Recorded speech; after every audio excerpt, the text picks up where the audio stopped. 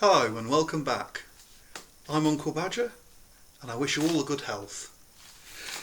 What I'm planning on doing is showing you quite a large stack of some of my books. I know one or two people have been curious and I thought I'd show some of them off. There's no particular order to them. To be honest, I threw them together, the pile together in a bit of a slapdash manner. They were just here.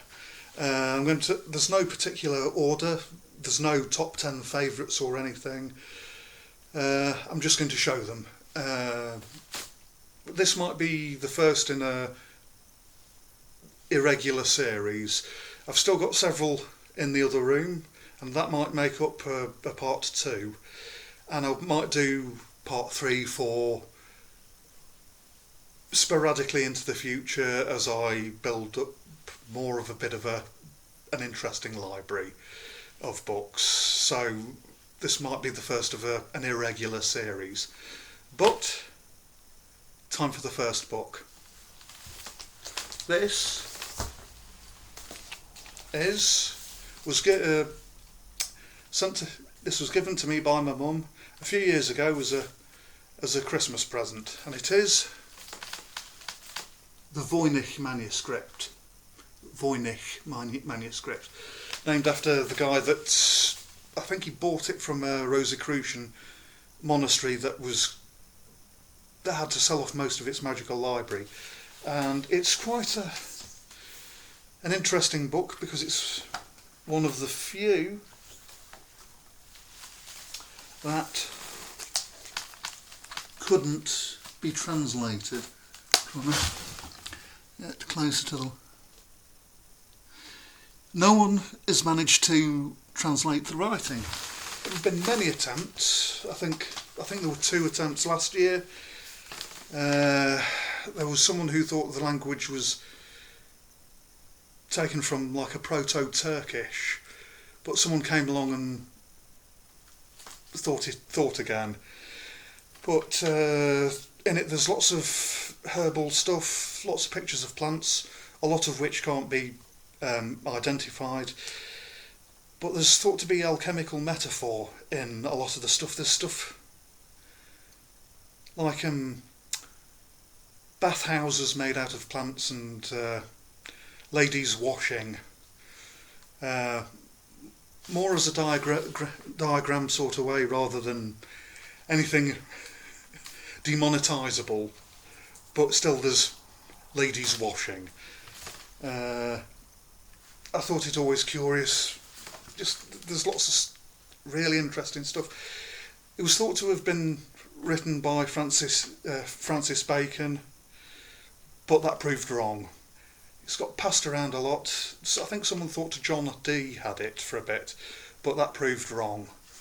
But someone always pops up with a new translation of it, and there's always a big publicity thing saying the Voynich manuscript's been translated.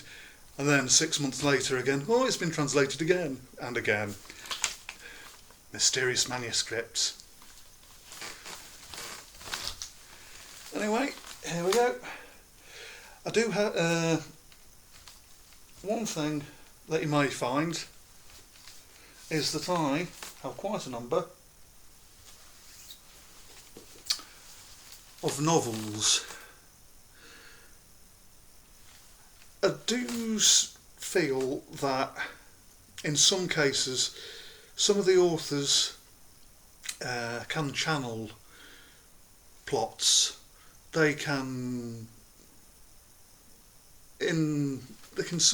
get so wrapped up in the writing process they sort of almost go into like a trance-like state, and it's almost like automatic writing in some regards with some of them. I've got a few Philip K. Dick novels. He's an interesting guy. There's the whole incident he had in 1973 where a pink beam of light beamed the exact nature of degenerative illness his son had that doctors were unable to cure. the exact places with all the medical terminology of where to scan, what the type of, exactly what part of the brain to look at, what the thing was called, what machines to use. It was all beamed into his head by a beam of pink light. Anyway, it sent him... He spent time in a psychiatric ward trying to come to terms with that. There were other bits included with that. This book is the first in a trilogy that is sort of semi-autobiographical. He also went on to do a book called the Exegesis, which is his take on a few things, which is curious. I'll show you that. That might be in part 2. But yeah. I also have a bit of Douglas Adams. That's that might be the first one. Again, I think he cottoned on to a few things. You look at some of his writings. Well, of course, Life Meaning, 42. In some of his, a number of his things, there are a few takes, several official versions. There are 5 official versions of The Hitchhiker's Guide to the Galaxy. All of them are actually original. And there's some very curious things that are stuff to do with time lapses and how to regard sort of hidden aspects of the universe, and it's quite sort of weird things to do with time and how to regard those. But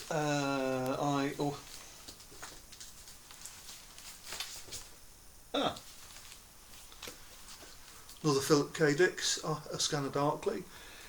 There's lots of stuff to do with like hidden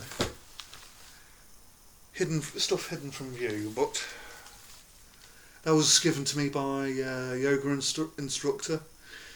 As you may have seen, I haven't exactly done much Tai Chi. Intend to though.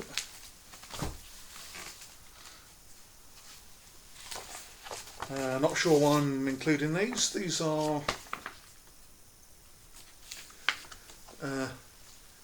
Pagan Dawn magazine. That's an old one.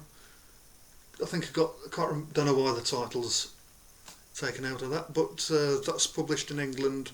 Not sure how easy it is to get in America, but yeah, some interesting articles.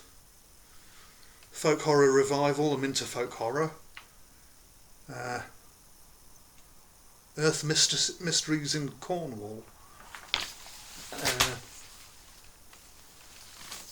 These are quite old, probably a couple of years old. Something about, what's that say?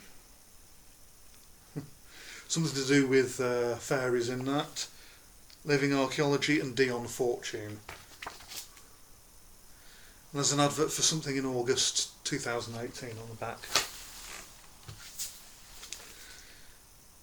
Another Dirk Gently one, Holistic Investigator. Of course, things happen holistically. If you don't know where you're going, follow someone that looks like they are. Then you'll end up where you do want to be. Quote from Dirk Gently. Yeah, they did the American series more recently, but there's an English adaptation, like a mini-series, I think a 3-parter. Had Stephen Mangan in it. That was quite good. I enjoyed that. What was it? Why don't you pay your receptionist? Then she'd have no reason to turn up to work. Then I have Neil Gaiman, Norse Mythology. Still got the sticker on. I got that shortly after it came out. That's most of them. He's written it in a very easily readable way. I can imagine anyone that wants to do something like if it's like if people are around a campfire, you can read one of these. It's probably going to be quite entertaining to people, probably good for a bedtime story as well. It seems to be written to be read aloud, so yeah, some sort of storytelling event or event where storytelling's appropriate. I'll do that as a trilogy. There we go. So I'll leave those a while. I have here Jerusalem by Alan Moore. The original paperback ones. There was a hardback version and a new paperback version, but this was in 3 books. It's about the length of 6 separate ordinary sized novels. I've still not read the last book. Apparently Alan Moore wanted... Yeah, he was going to set it in the whole of Northampton, the town that he grew up in. He's a magician, famous comic book writer. He's from Northampton. He was going to set it in the entirety of Northampton, but then figured he didn't want it to be too cosmopolitan, so set it in the boroughs, which is the slum area that he grew up in. So yeah, he was intending that to be a grand ritual to be published and sold, so people could take part in the grand ritual. It's immense. There's some very interesting stuff. It's like there are angles in it. There's stuff to do with angels looking after the angles of the universe, and snooker, pool, cues and balls on a table, being used as a metaphor. So to look after the angles of people's lives. But their language, when heard by a human, was very curious, because each of their words was basically a whole sentence condensed down. And he sort of explained, in a way similar to the novel Flatlands, how you could consider angels and how angels could consider the physical place. It's like sort of with descriptions of 3D, you can sort of see the corner of my room here, showing that the room is a 3D room. Yeah, and it's sort of going into how angels are 4 or 5D, and they would consider our 3D realm much like how we would consider two-dimensional drawing. Well, anyway, I'd recommend that. I do like Alan Moore's stuff. Glycon, Google that, or Alan Moore's worship of Glycon. Python with a papier-mâché head and wig. A cult was started around it.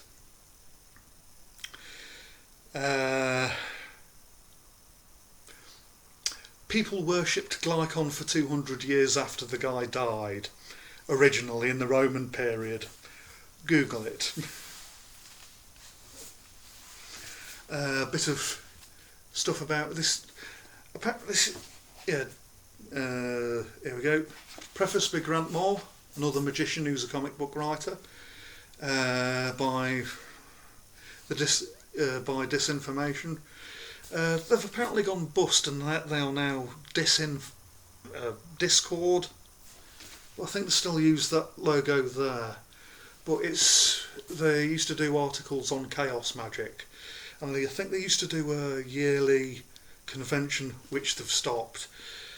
And there's a talk with Grant Morrison on YouTube when he went to a Disinfo convention and did a talk there about chaos magic sigil work, how he went to India and met aliens, because he originally decided it was a brilliant idea to go to India because he wanted to meet aliens. So he did. as you do. Who am I to doubt whether that's the case? It's one of the curious things about reality. It can be true, it can be false, it can be both at the same time. Bit mad, I've had a difficulty trying to comprehend that before, but it's sort of possible.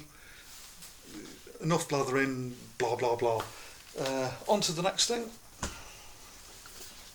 Nameless, Grant Morrison book. This particular one it introduces some of Grant Morrison's chaos magic thinking, some of his beliefs and practices and stuff, and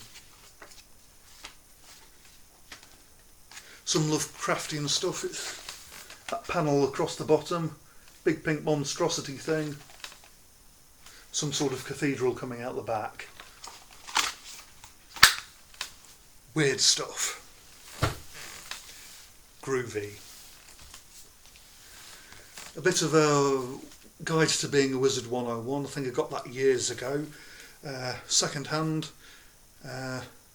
John Matthews. Just some general bits and bobs. It's like the Crystal Bible, but for wizards, and not actually in that series. Little Book of Mindfulness by Patricia Collard.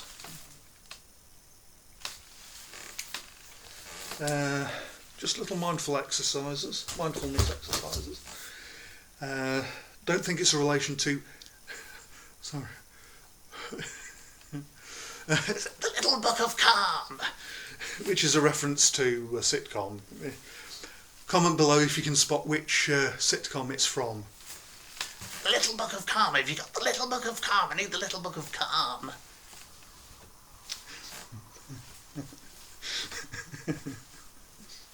Next book by Peter Beresford Ellis, Celtic Myths and Legends, the mammoth book thereof.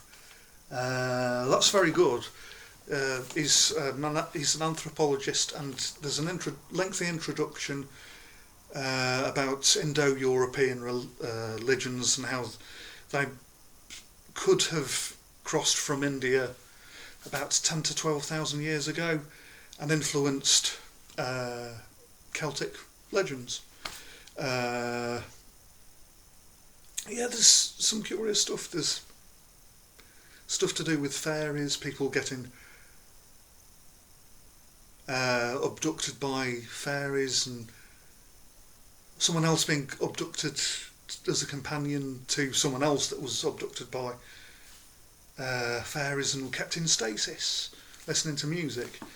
Yeah, and someone else that was trying to fall in love with someone and had to go to fairyland and then spoil another wedding because they were going to marry this Git, who was apparently one of the princes of the 27 cosmic realms of space, which that's in Irish myth, which is an allusion to some of the Vedic astrology, apparently. Beyond the star signs, there are 27 extra regions of space, and it's something that's I've always been curious about that. I need to look into that. I wouldn't mind learning Vedic astrology, but it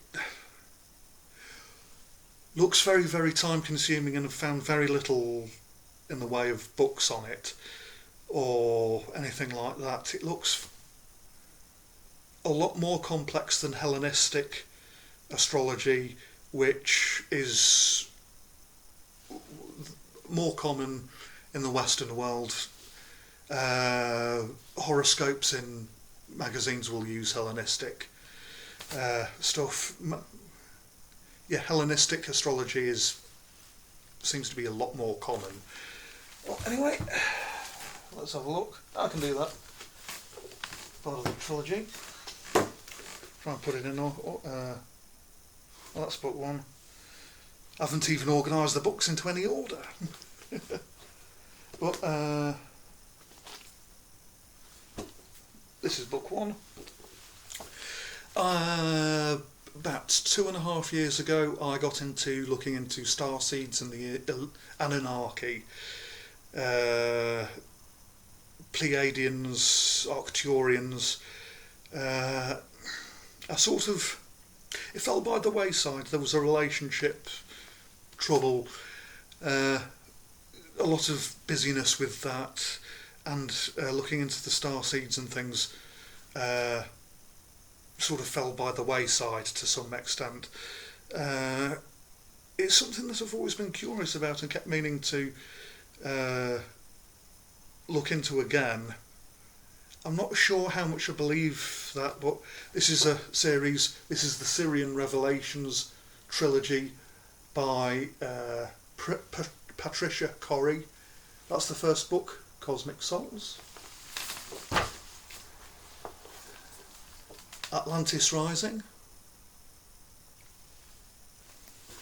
And, alright, here we go. No More Secrets, No More Lies. That's a trilogy of books.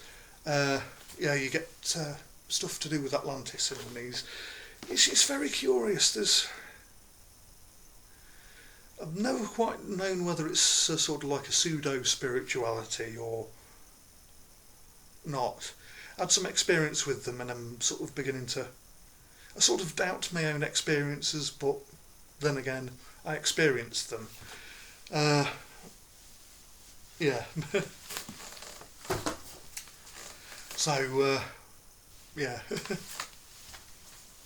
Here we go. We have the Illuminatus. Got to remember the exclamation mark. The Illuminatus trilogy by Robert Anton Wilson. And don't forget Robert Shea. Mustn't forget Robert Shea. But that's pretty famous. There was a card game that's got conspiracy theories about it. Prophesying conspiracy theories. There are conspiracy theories about the card game based on this that say it prophesises conspiracy theories. I don't know about that, but Robert Anton Wilson is highly regarded in chaos magic, and also he is one of the first popes of Discordianism. And if you want to take up Discordianism, check him out.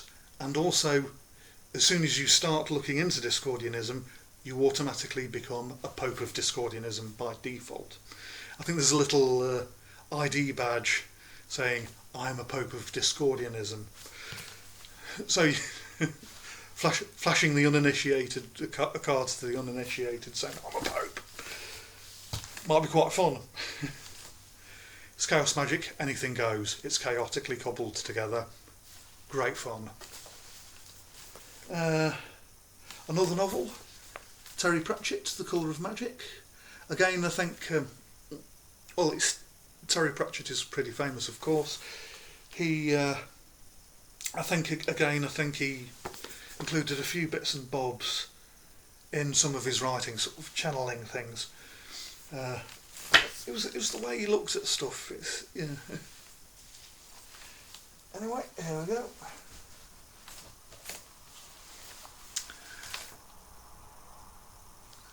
Yeah, I was going to say the Poetic Edda. The Prose Edda by Snorri Sturluson. Pretty much a staple for anyone looking into the Norse stuff. Influenced so many people. We wouldn't have a lot of the Norse myths if it wasn't for this. But one of the problems is Snorri Sturluson. Yeah, I pronounced his name right. He was a bishop, so he was sent to record them down by the church. So watch out for Christian influences. In fact, with a lot, that's a pitfall for a lot of the old myths and legends. A lot of them were recorded. It was only when Christianity arrived, that the pagan myths and legends were actually started.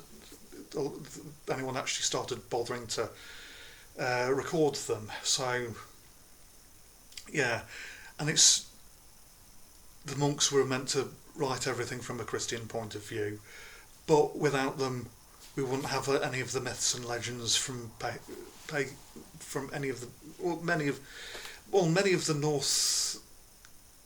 many of the northern and western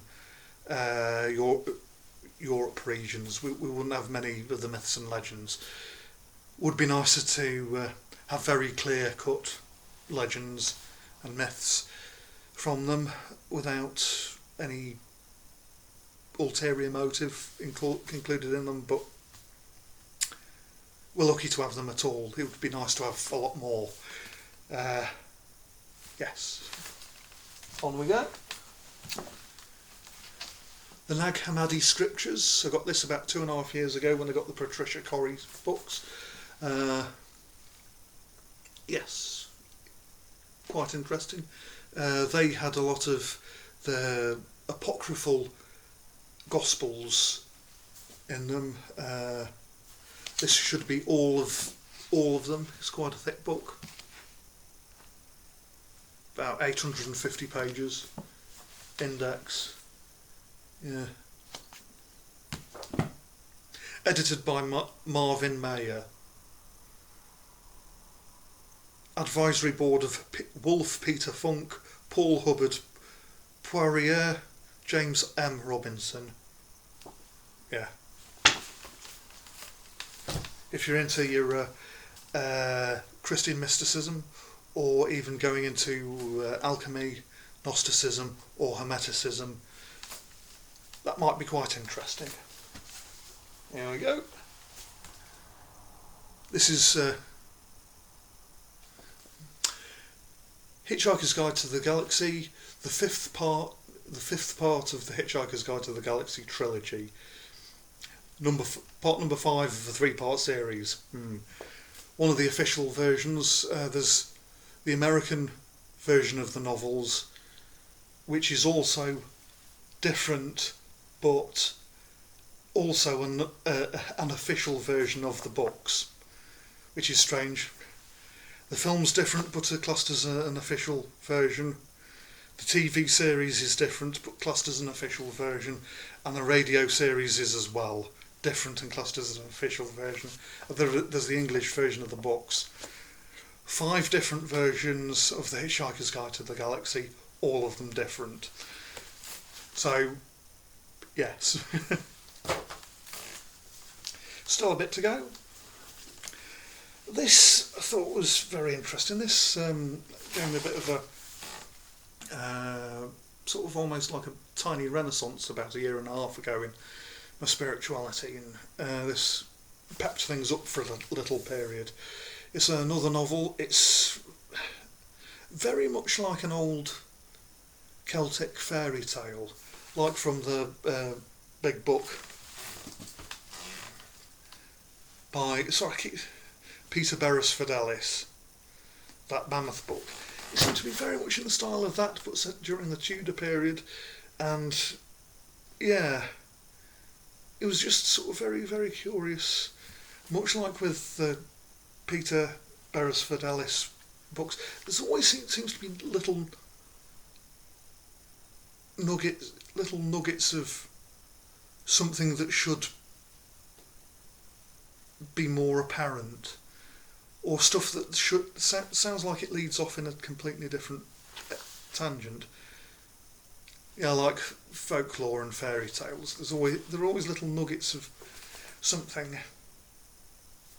How an alternative to how you could regard something: fairies, astrology, the universe, life. Even if you sort of see fairyland as like an alternate dimension, it's sort of suggesting the possibility of alternate dimensions, which scientists are sort of thinking are possible now, which is fascinating. Yeah. So whether fairies are something, fairies are aliens by another name.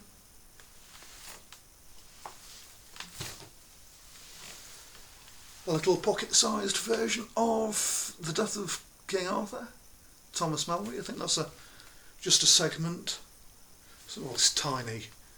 It's like a pocket abbreviated version, abridged version. There's a lot of Arthurian magic and stuff. Again, legends. Here we go. The transmigration of Timothy Archer. This is showed Philip K. Dick's Valis earlier. This is the last in that trilogy, and Terence McKenna was a big fan of this trilogy, saying that it's sort of considering influences from alternate dimensions, or how they interrelate, at least some clues as to how that might go together. But this is after Philip K. Dick had his strange encounter with knowledge transmitted into him by a beam of pink light.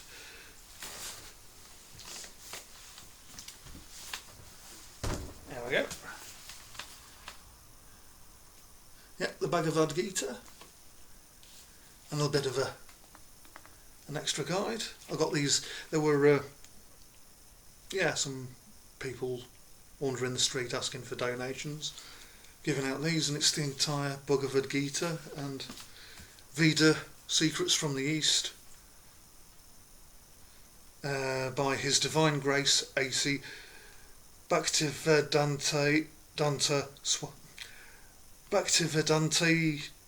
well, I'll show you it. There we go.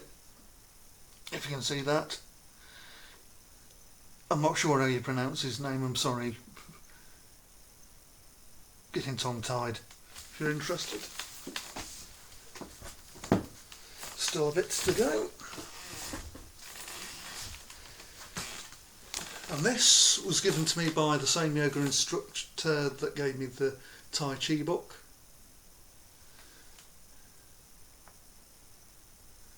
Yeah, there we go. There we go. Collection of WB Yeats poetry. I don't think his entire work, but a lot of it. I think I might do some readings of poems as an ongoing series. There was a discussion. I found a discussion about copyrights and the whole 70 years after the author's death thing might not exactly be true. Specifically with WB Yeats's poems, the poems written before 1905 are definitely out of copyright, but so safe to be filmed on YouTube. And then copyright laws vary from country to country, so some may not be covered by copyright. So some may or may not be covered by copyright. Yes. Anyway, when I read it, anyway, go out and buy loads and loads of copies of this book ready, and read along with me. I'm thinking about doing it sort of like more of a discussion sort of thing, trying to point out bits in his poems, and then open it up for discussion in the comments when I do those poems. If you think that's a good idea, comment in this video. I'd quite like to do it. I think I might do it. But yeah, I'll try and do like a poetry critique, as it were, on some of his poems. Then, The Great Beast, a biography by Martin Booth. This is meant to be one of the most, I keep saying one of the most reliable biographies of Mr. Crowley. Martin Booth gained access legally to the archives of the OTO, the Ordo Templis Orientalis, which is an organisation I believe Crowley created, or at least had a hand in creating, or something like that. He was one of the first founding members anyway, if not the founder. That's shortly after he left the Hermetic Order of the Golden Dawn. But yeah, they had a load of his letters and correspondences and diary entries and stuff in the archive of the Ordo Templis Orientalis, and Martin Booth was able to have a look at them. So this is, which a lot of biographies aren't meant to have, not meant to have consulted. So that one's good if you like Crowley. Yeah, some of his mountaineering stuff's marvellous. Even before he took up being an occultist, even before he decided to be a big beastie.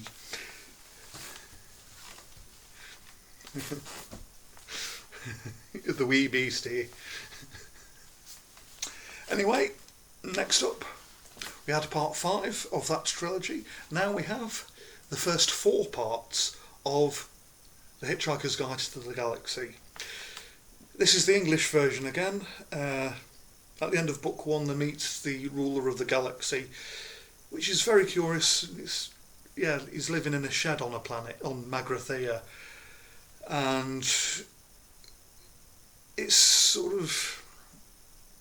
That's quite interesting. There's all this stuff about whether or not stuff ceases to exist when you don't perceive it. When you stop seeing or hearing something, does it truly exist? If a tree falls in the wood and there's no one there to hear it, did it actually make a sound? That sort of stuff.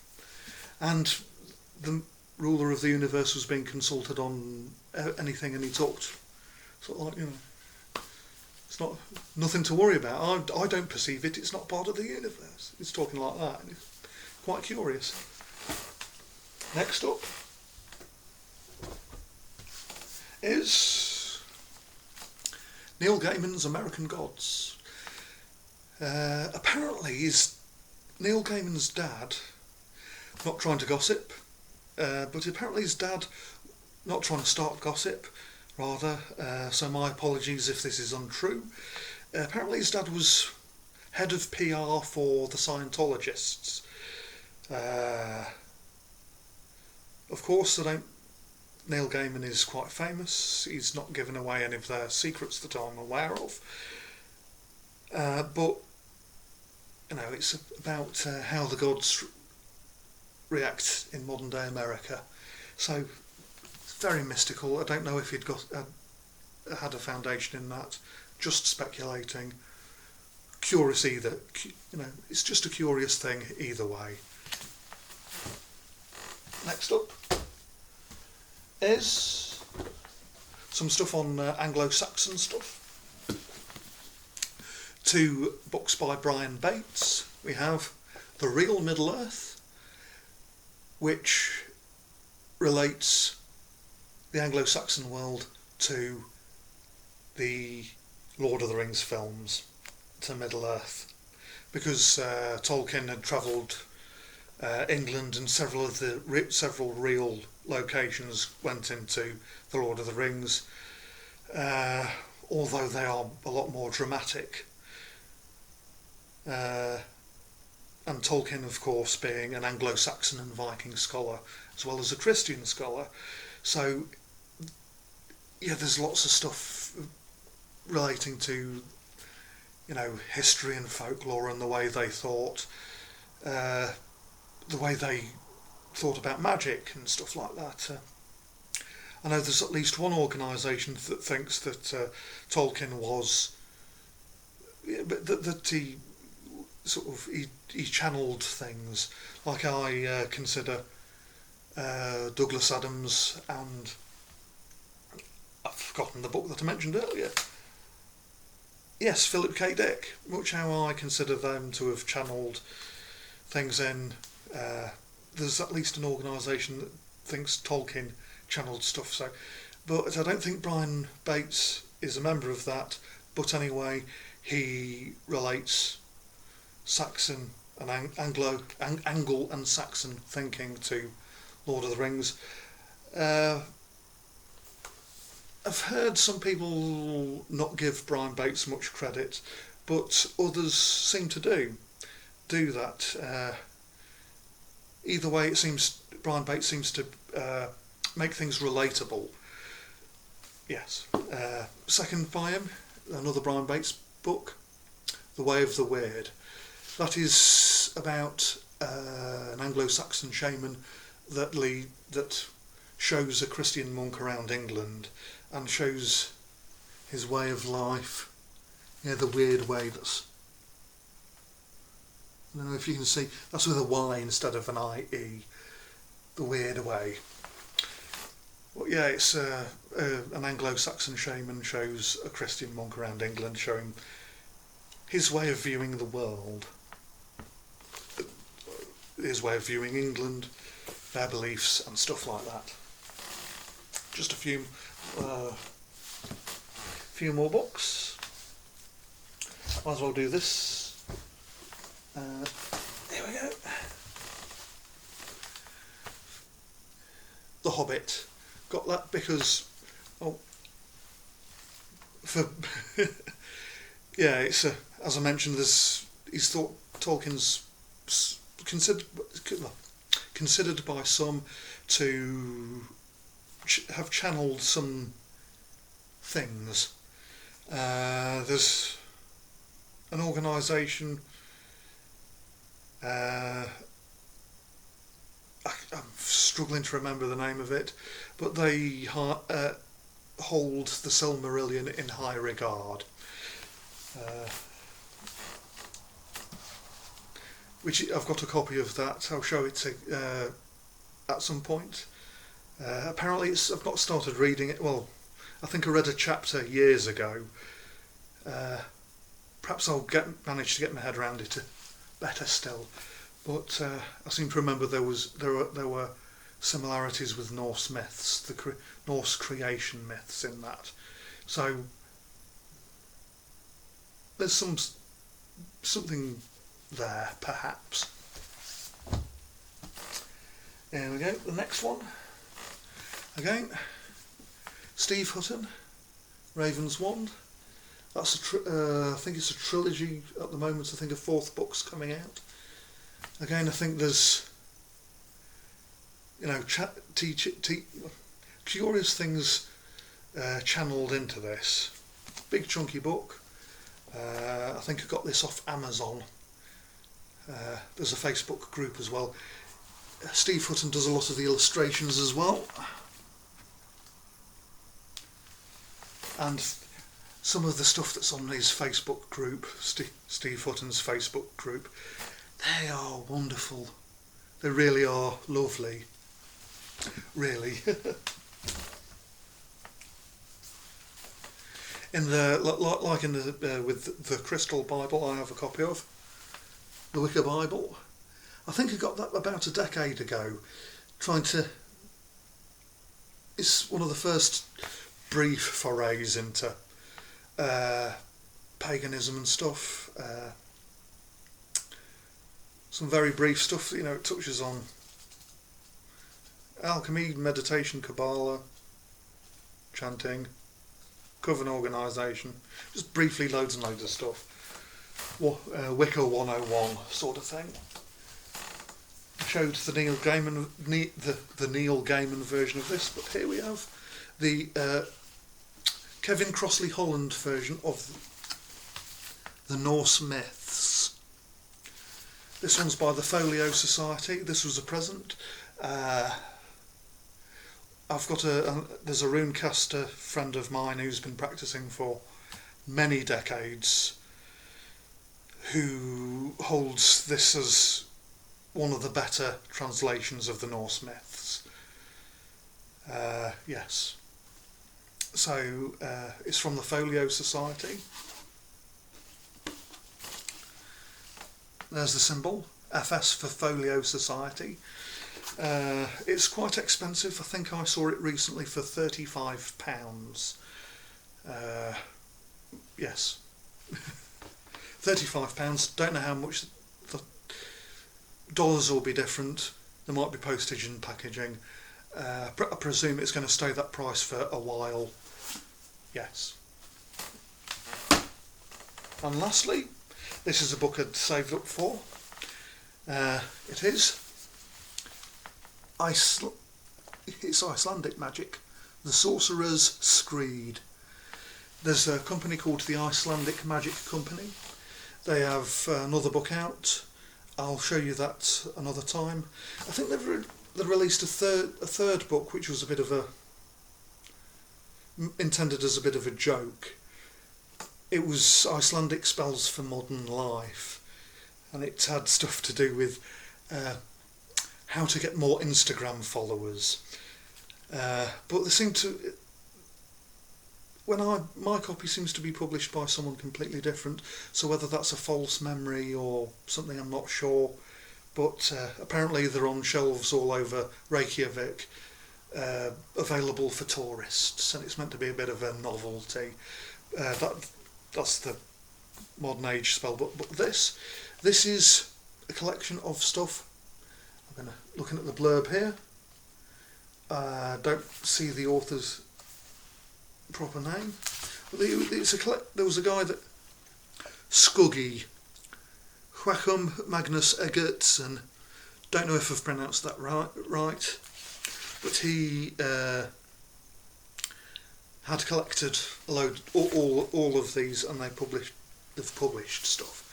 But there's stuff to do with magical staves. Yeah, and it also has a way of. I remember seeing it as a bit of a meme on Facebook a while ago. It did the rounds a year or so ago. There were the corpse breaches. This has the spell for it. Don't do it. You'll get arrested. It involves wearing someone else's leg skin after they've died. It's going to smell. It's going to smell. Yes, and you have to keep your money is generated. You find that it's the legs of a man, and the coin purse acts as a coin purse. But yes, so I wouldn't be wanting to be at a bar, stood there, trying to find the correct change. Wash your hands afterwards. If you're don't try that at home, kids. Do it at your mate's house. Get him in trouble. Also bad advice.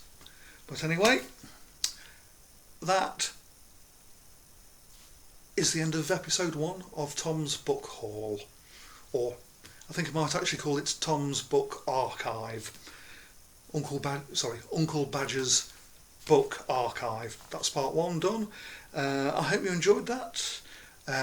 Comment below. Yes. If you've enjoyed this, comment. If you think reading WB Yeats is a good idea for further videos, please comment. I hope you enjoy this. I wish you all good night. I wish you all good health. Goodbye.